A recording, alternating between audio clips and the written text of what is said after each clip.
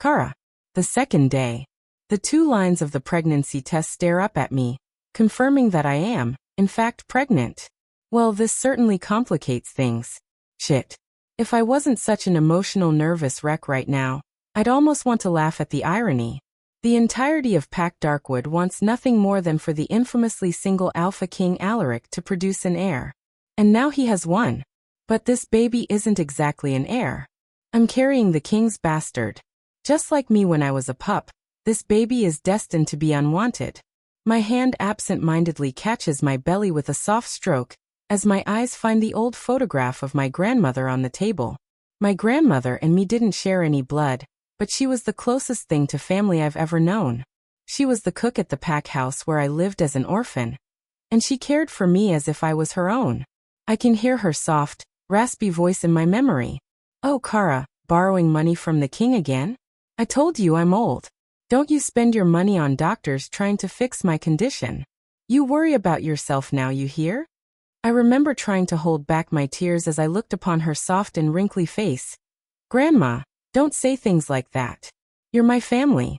I'm going to pay him back. I just need to work extra hard and pick up extra shifts. Her warmth surrounded me as she pulled me into a big hug. This was my favorite spot in the world, being in her arms. She shushed me and patted my vibrant red hair. No more tears, child. One day you'll have a much bigger family and they're gonna need you. I'd give anything to have grandmother with me now. Nothing makes sense anymore. But grandmother was right about one thing. I do have a family now. This little baby growing inside me needs me. But I know firsthand what it's like to grow up as an outsider. A part of the pack in some ways, but never really accepted. Always hearing whispers from elders and nobles who know you're not really one of them. That you'll never be one of them. I can't do that to my baby. I have to leave Pack DarkWood. That means leaving my job, leaving Alaric forever. Maybe he'll change his mind once he knows about the baby? Lucy offers, quieter than normal. She must know I'm fragile right now. A bastard? I doubt it. He's not really known for giving up on something once he started it. I trail off, feeling fresh hurt in my heart. Alaric's fierce determination and decisiveness are 2 of the reasons I fell in love with him. But your fate mate hasn't rejected you, Lucy counters. He must formally reject the mate bond before he can marry another. Over the years, I've heard stories about the pain of a severed mate bond. A pain that cuts deep, emotionally, spiritually, even physically. What if it hurts the baby? Only one person can discuss these with me. Even though he hurt me, there's no doubt he's a fair and just Alpha King. I need to speak with Alaric. On the outside, I'm the picture of a calm, cool, and professional beta as I pull up to Alaric's office.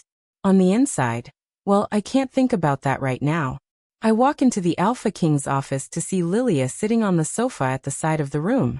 Her fashionable outfit and sleek hairstyle are a symbol of her high-born status.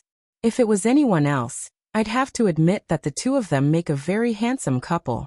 But I have urgent business to discuss. I approach the Alpha King who sits behind his large wooden desk, and open my mouth to speak. Kara, glad you've made it. He interrupts me with his deep and gruff voice. Lilia needs someone to show her around and help get acquainted. Take care of that, then wait for my instructions.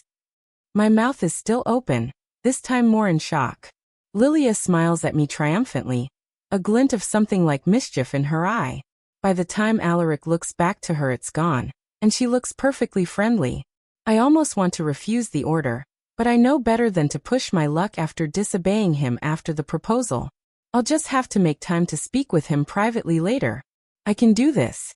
For my baby, I can do this. I lead Lilia through the offices, trying not to look at her to keep myself calm. She yawns obnoxiously and seems thoroughly uninterested in most of the tour.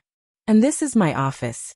I gesture to the room where I've spent most of the last 3 years in my time as Agent Luna, conducting the business that would normally be assigned to the Pax Luna. For now. She giggles, a light and airy sound that conflicts with the sourness of her words. I'm sure we'll find you a nice broom closet to use as an office once you're back to being a regular beta. Lucy growls, but I internally hush her because one of the office assistants is coming over to say hi. The older she-wolf smiles politely at Lilia and shakes her hand before turning to me in a whisper. We all thought it was going to be you, you know. He should have picked you. You passed work as Luna was perfect. I blush and gently gesture for the older she-wolf not to say more as I catch Lilia's eye. She's pissed. She looks like she's ready to unleash her claws. Turns out whispers don't work so well for werewolves, superhuman hearing and all.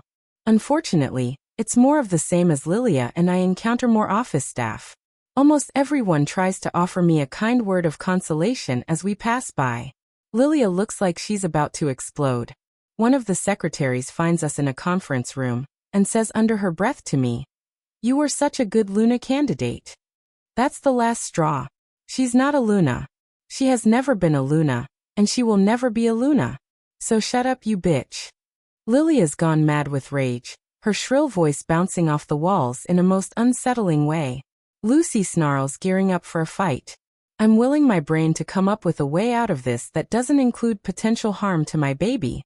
Suddenly, Alaric rushes through the door, demanding to know what all the noise was about.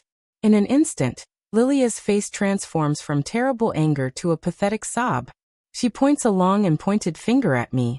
She yelled at me. She's been telling all of the servants that SHE should be Luna. She called me a bitch and told me to shut up. Her eyes redden with tears. Lilia runs into Alaric's chest and he possessively embraces her, as if he's protecting her from me. As if I, his beta, his agent Luna no less, would play childish games like that. As if I'd risk destabilizing the reputation of the Alpha family within the pack. As if I'd ever disrespect my Alpha King like that, no matter how much of a pig-headed ass he's been these last few days. I take a deep breath, trying to remain in control of my emotions. The Alpha King knows me better than that. He'll see through her manipulations. He trusts me. He should trust me. There's no way I could have done such a thing like this. Kara. Alaric's voice is so forceful that I jump, the sound of my own name hitting me like an electric current. He says coldful. What have you done to her?